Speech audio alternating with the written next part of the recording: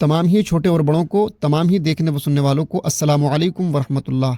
आज की मेरी बातों को ज़रूर सुन करके जाना। इतनी कीमती बातें बताऊंगा कि अगर आप ये चाहो कि इन बातों का बदला 1 लाख रुपए देकर अदा हो सकता है, 10 लाख रुपए देकर अदा हो सकता है, तो यकीन जानिए इन बातों का बदला अदा नहीं किया जा सकता, क्योंकि ये बातें मेरी नहीं हैं, ये बातें नबी करीम सल्लल्लाहु ताला अलैहि वसल्लम की हैं।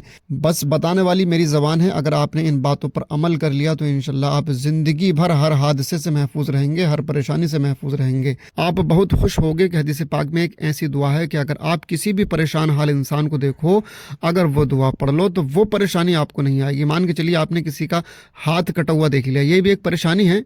आपने किसी का हाथ कटा हुआ देख लिया और ये दुआ पढ़ ली तो इंशाल्लाह आपको ये परेशानी कभी नहीं आएगी। मान के चलिए आपने कोई एक्सीडेंट देख लिया, ये भी एक परेशानी है, किसी के ऊपर आई।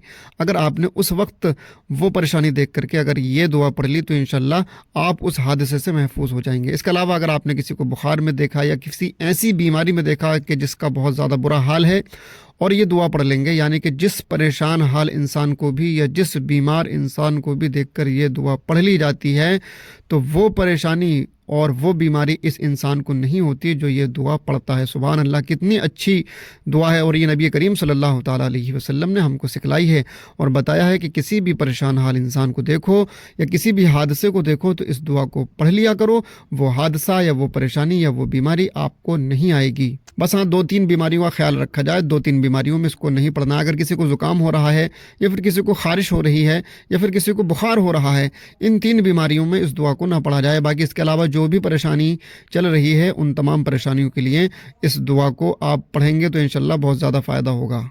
अब आप सोच रहे होंगे कि बुखार के लिए, खारिश के लिए और ज़ुकाम के लिए क्यों मना किया गया है। वो इसलिए किया गया है कि बॉडी के लिए कभी कभी बुखार अच्छा होता है, बॉडी के लिए कभी कभी ज़ुकाम होता है जिससे आपके दिमाग की सफाई होती है, और खारिश यानी खुजली को भी कभी कभी अच्छा माना गया है जिस्म के लिए।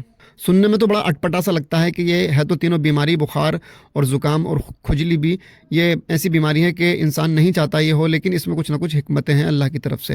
हज़रात मोहतरम, बहरहाल इन 3 बीमारियों के लिए इसको नहीं पढ़ना है। इसके अलावा कोई भी किसी भी परेशानी में हाल में देखो आप किसी को तो आप ये दुआ ज़रूर पढ़ो।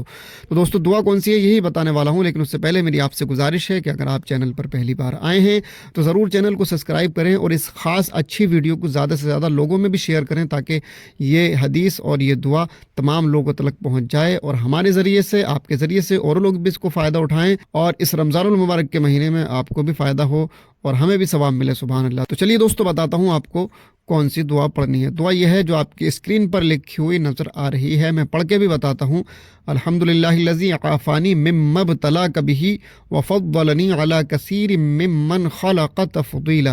अल्हम्दुलिल्लाहिल्लज़ी आफ़ानी मिम्मा इब्तलाका बिही व फ़द्दलनी अला कसीरिम मिम्मन ख़लक़ तफ़दीला। जब भी किसी परेशान हाल इंसान को देखो, किसी बीमार इंसान को देखो या किसी हादसे में मुब्तला इंसान को देखो या किसी परेशानी हाल में किसी इंसान को देखो तो आप ये दुआ ज़रूर पढ़िएगा। इंशाअल्लाह जिस परेशान हाल इंसान को भी देखकर ये दुआ पढ़ी जाएगी तो वो परेशानी आपको नहीं होगी जो उस इंसान को थी।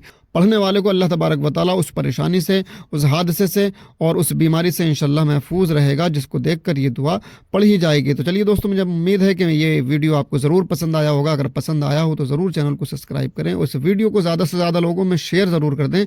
और अगर आप कमेंट बॉक्स में कुछ पूछना चाहते हैं तो कमेंट बॉक्स खुला हुआ है, तो ज़रूर आप अपनी उसमें राय दीजिएगा, या कुछ पूछना चाहते हैं तो आप ज़रूर पूछिएगा। इंशाअल्लाह मैं उसका जवाब देने की कोशिश करूँगा। खुदा हाफिज़।